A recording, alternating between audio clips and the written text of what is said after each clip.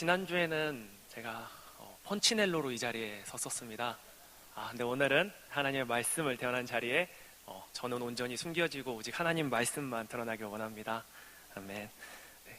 지난 한 주간 저희 나라의 모든 국민들의 관심과 이목을 집중시켰던 사건이 있었습니다. 우리나라뿐만 아니라 전 세계가 주의를 가지고 아주 관심 있게 지켜봤던 국가적인 큰 사건이 있었습니다.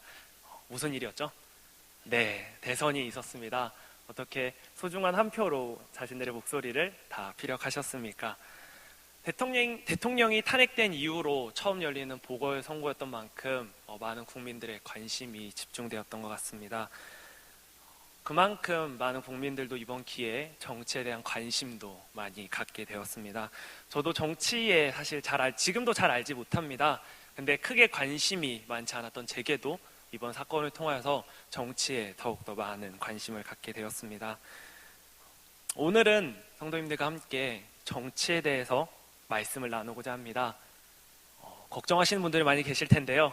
제가 특정한 정당이나 단체를 지지하고자 이 자리에 쓴 게 아닙니다. 저는 정치에 대해 잘 모릅니다. 다만 성경에 명시된 하나님의 정치가 무엇인지를 함께 나누고자 합니다. 올 한해 저희 교회 표어이자 총회의 표어가 무엇인지 아십니까? 그쵸, 다시 거룩한 교회로 엄청 크게 여기 오른쪽에 달려 있습니다. 올해 표어가 다시 거룩한 교회로인데 이 표어를 패러디해서 오늘 설교 말씀의 제목으로 정해봤습니다. 다시 거룩한 나라로 라는 말씀을 정해봤습니다.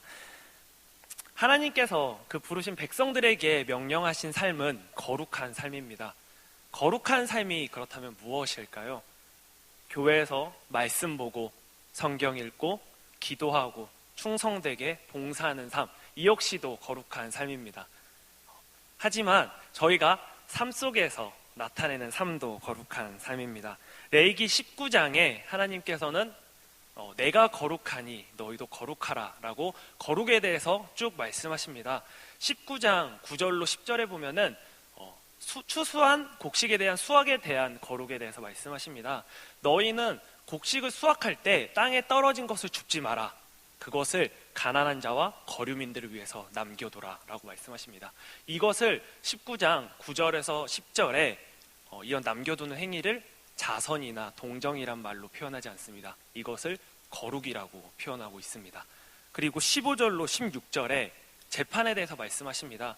너희는 가난한 자를 위해서 가난하다고 편들지 말고 또한 권세 있는 자들에게 권세 있다고 빌붙고 하지 말고 공의롭게 정의롭게 재판하라고 말합니다.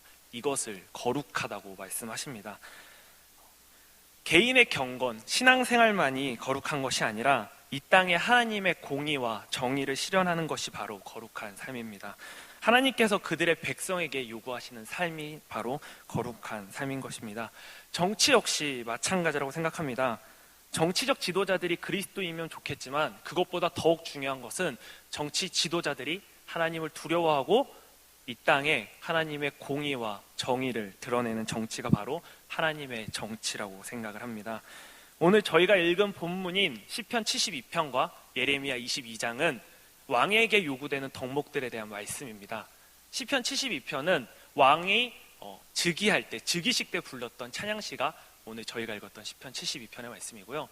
예레미야 22장의 말씀은 당시 바벨론에 의해서 무너져가는 마지막 남유다의 왕인 시드기야에게 예레미야 선지자가 하나님의 말씀으로 왕에게 필요한 덕목에 대해서 이 나라가 회복되기 위해서 왕에게 올리는 하나님의 말씀이 바로 예레미야 22장의 말씀입니다.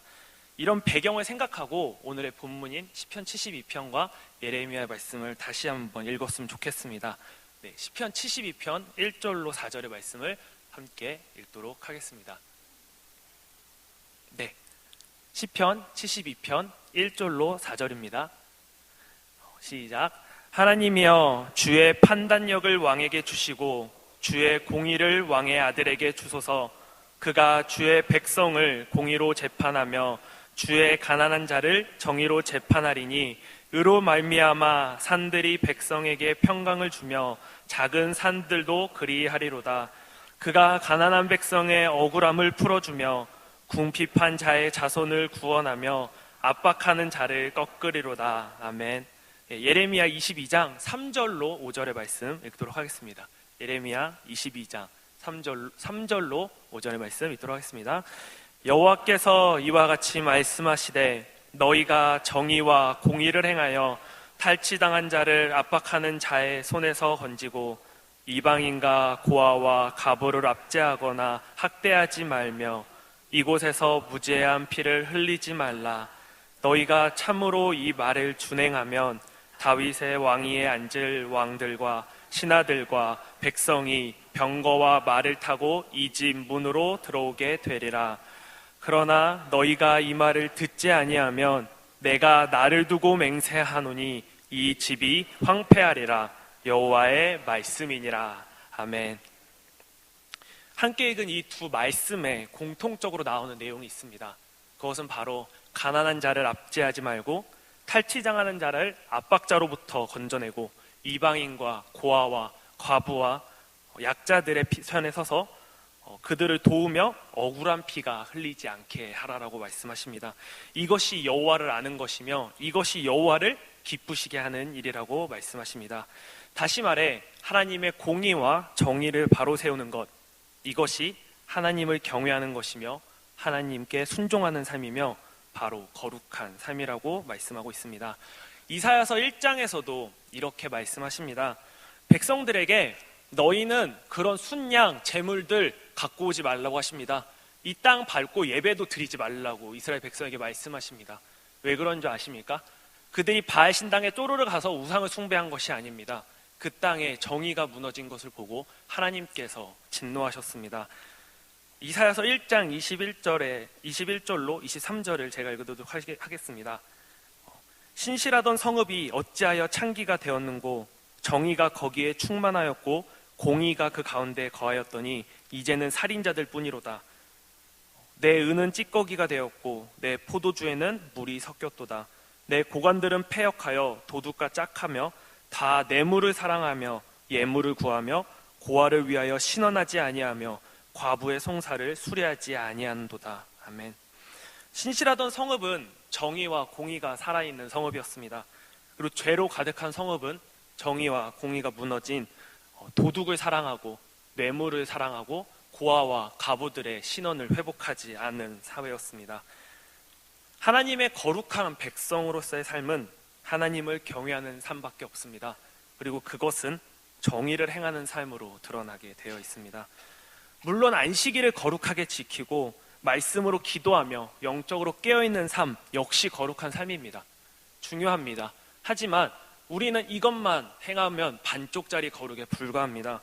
하나님의 이 땅에 하나님의 정의와 공의를 세우는 삶 역시 하나님께서는 거룩한 삶이라고 말씀하십니다. 이것은 우리의 표어대로 거룩한 교회가 해나가야 할 사명입니다. 거룩한 백성으로서의 마땅한 일입니다. 공의가 무너지고 정의가 무너진 이 땅에 하나님의 정의와 공의를 세워 하나님의 나라를 건설하는 일은 거룩한 백성에게 그리고 우리 거룩한 교회에게 맡긴 하나님의 사명입니다. 그렇다면 어떻게 하면은 이 땅에 하나님의 공의와 정의가 세워질 수 있겠습니까? 일각에서는 기독교 민주당을 만들어야 된다는 말이 있습니다. 하지만 이것은 매우 위험한 발상입니다. 타종교의 경쟁을 사게 될 것이고 이것은 종교 간의 갈등을 초래하게 될 것입니다. 또한 특정 교회나 그리스도인들이 기독교 민주당을 만든다고 해서 정말 하나님의 뜻을 반영하는 당이냐 하는 난제가 있습니다. 이번 대통령 선거를 보더라도 대통령 후보들을 놓고 내놓으라는 교계 지도자들이 각각 다른 의견들을 내놓았던 것만 해도 볼 수 있을 것 같습니다. 그렇다면은 교회가 세상 일에 개입하지 않고 정치적 중립을 지키며 마냥 앉아있는 것이 옳은 일일까요? 이것도 결코 성서적이지 않습니다. 구약의 하나님의 법은 국가 속에서 구현돼야 될 하나님의 법일 뿐더러 신약의 예수님 역시 성전 정화 사건을 통해서 당시 불의한 권력에 맞서서 고난받는 백성들의 편에 서셨습니다. 그렇다면은 다시 신정 정치를 이루는 것이 옳은 일일까요? 중세시대 때는 교황이 그리고 국가가 교황청에서 나라의 정치를 다스렸던 천년의 시기가 있었습니다. 이것을 역사학자들이 평가할 때 암흑의 시기라고 평가합니다. 또한 종교개혁 이후에도 종교개혁자들이 제네바시에서 칼빈이 기독교적으로 종교적인 정치를 이루겠다고 제네바시를 종교적인 시로 만든 적이 있었는데 이 또한 역사적으로 긍정적인 평가를 받지 못했습니다. 그렇다면은 하나님의 공의와 정의를 실현하는 방법은 어떤 것일까요? 오늘 성경 같이 읽은 본문의 말씀에 그 해답이 있습니다. 탈취당한 자를 압박자로부터 건져내고 이방인과 고아와 과부를 도우며 무죄한 자의 피가 흐르지 않게 하는 것, 가난한 백성을 억울함을 풀어주고 궁핍한 자의 자손을 구원하며 압박자를 꺾는 것, 바로 이것이 하나님의 정의와 공의를 실현하는 것입니다. 그리고 이것이 거룩한 백성으로서 거룩한 교회가 나아가야 할 방향입니다. 이 땅에 소외당하는 자들의 편에 서서 그들을 도우며 그들과 함께 아파하고 울어줄 수 있는 사회를 만드는 것, 일제 치하 속에서 고통당하신 어르신들을 단돈 몇 푼에 팔아넘기는 것이 아닌 그들에게 진정하게 진정성 있게 다가가 아픔을 먼저 이해하고 풀 수 있게 노력함으로 나아가는 사회, 다시는 이 땅에 아직 피우지도 못한 꽃잎 같은 아이들이 물속에 가라앉는 일이 없도록 만드는 것, 피부색이 다르다고 부모님이 없다고 미망인이라고 손가락질 당하고 부당하게 대우받는 일이 없도록 만드는 것, 이 나라의 비정규직이 더욱더 많아지는 사회가 아니라 안정하게 정규직이 더 많아지는 건강한 사회가 되는 것, 나만 생각하고 나만 잘 먹고 잘 사면 된다는 편협한 이기주의에서 벗어나서 내 주위의 이웃을 돌아볼 수 있는 사회를 만드는 사회, 이 땅의 교회가 그리고 우리 구의교회가 기도와 강구로 그리고 매일 삶의 노력으로 만들어 나가야 할 하나님의 공의와 정의라고 생각합니다. 이런 하나님의 공의와 정의가 바로 세워진 사회가 된다면 모든 것이 회복되는 역사가 있다고 오늘 예레미야 22장 4절에 말씀하십니다. 하나님의 공의와 정의가 바로 서게 되면 우리나라는 경제적으로 성장하게 됩니다. 하나님의 공의와 정의가 바로 서게 되면 우리나라의 국가 안보도 더욱 튼튼해질 것입니다. 하나님의 공의와 정의가 바로 서야 된다면 우리나라는 더욱 살기 좋은 나라, 사람답게 살 수 있는 나라가 될 것입니다. 제가 아직 어리고 철이 없어서 너무 이상적으로 생각하는 건가요? 제가 말하는 것이 너무나 원론적이고 그저 나이브하게 들리십니까? 이것은 기록된 하나님의 말씀입니다. 하나님의 말씀은 복음이고 진리입니다. 진리인 까닭은요, 이 말씀이 공공성을 지니고 있기 때문입니다. 시대가 지나고 세월이 변하고 상황이 변한다 할지라도 이 말씀은 여전히 우리 삶에 유효하게 다가옵니다. 이것이 바로 진리입니다. 그렇기 때문에 이 땅의 교회들도 이 공공성을 회복해야 합니다. 공공성을 회복한다는 것은 공의와 정의가 세워지는 것을 말합니다. 이 공의와 정의가 세워졌는 사회가 어떤 사회인지 무엇을 보면 나타나는지 아십니까? 약자들이 어떻게 살아간지를 보면 나타나게 됩니다. 약자들이 살아가기 좋은 사회가 바로 정의와 공의가 세워진 사회입니다. 그렇다면 우리가 어느 편에 서 있어야 되는지는 정해져 있는 것 같습니다. 이 시간 우리는 어느 편에 서 있는지를 생각해 보면 좋겠습니다. 대를 위해서 소는 좀 희생당해도 돼 라는 생각을 갖고 계십니까? 아니면 소를 위해서 대가 조금은 기다릴 줄 알아야 돼 라는 생각을 가지고 계십니까? 이에 가장 대표적인 예가 마태복음 18장의 잃은 양 비유입니다. 거기 보면 목자가 100마리의 양을 치게 됩니다. 100마리의 양을 치다가 한 마리의 양을 잃어버리게 됩니다. 99마리를 놔두고 그 한 마리를 위해서 찾아 떠나게 됩니다. 나 이 99마리 놔두고 떠났다가 괜히 5마리 더 잃으면 어떡해? 한 마리 희생해도 어쩔 수 없어 라고 버리고 만약에 목자가 99마리의 양을 친다고 생각해 보십시오. 양들은 어떤 생각을 가질 것 같습니까? 여기서 낙오되면 난 끝장이구나, 난 죽는구나, 악착같이 이 목자 따라가야 되는구나, 두려움과 긴장감 속에서 아마 양들은 살아갈 겁니다. 목자에 대한 신뢰감은 버리고 여기서 떨어지지 않으려고, 이 경쟁에 뒤처지지 않으려고, 나는 떨어지면 바로 죽는, 이건 지옥입니다. 지옥과 같은 삶을 아마 살았을 겁니다. 근데 우리 성경에 나타난 목자는 그렇지 않습니다. 이 한 마리를 위해서 나 한 마리를 두고 갑니다. 그럼 양들도 무슨 생각을 하는지 아세요? 이 목자는 내가 뒤처지더라도 나를 결코 버리지 않겠구나. 내가 연약하고 내가 좀 부족해서 뒤처져서 걸을지라도 나를 끝까지 이끌고 가겠구나 라고 생각합니다. 이것이 바로 우리 목자 되시는 예수님의 비유입니다. 예수님을 믿는 우리 교회는, 그리고 거룩한 백성은 이 공공성을 회복해야 합니다. 지난달 중에 청소년부 설교로 이런 말씀을 전한 적이 있습니다. 주위의 어려운 이웃을 돌아보는 삶을 살자, 이런 메시지로 말씀을 전한 적이 있었는데요. 제가 이 구의교회에 집에서부터 오려면은 강변역을 지나야 합니다. 그리고 제가 다니는 장신대를 가려면은 강변역을 지나야 합니다. 저는 일주일에 5일을 강변역을 지나는데요. 강변역을 지날 때마다 항상 거리에 이제 어려우신 분들이 앉아 계십니다. 처음에는 그냥 그러려니 하고 지나갔는데 아이들과 말씀을 나누는 순간부터 그분들이 눈에 보이기 시작하는 거예요. 그래서 그분들에게 조금씩 주는 이제 연습을 했었습니다. 누군가는 이렇게 말합니다. 그분들 도와주시면 안 돼요. 그분들 그거 버릇돼서 오히려 그분들 자생하는 거를 막아요, 라고 말씀하시는 분들 계세요. 우리 기독교의 큰 약점이 뭔지 아십니까? 은혜로 구원받는다 그래서 내가 혹시나 행위로 천국 갈까봐 두려워서 행위를 잘 못해요. 네. 내가 너무 주고 싶은데 지갑이 여기까지 들어왔는데 안 돼, 행위로 구원 가면 안 돼, 난 은혜로 가는 거야. 행위가 참 약한 게 저희 기독교의, 그리고 부끄러운 저의 현실입니다. 그래서 우리 아이들과 이런 말씀을 나눴습니다.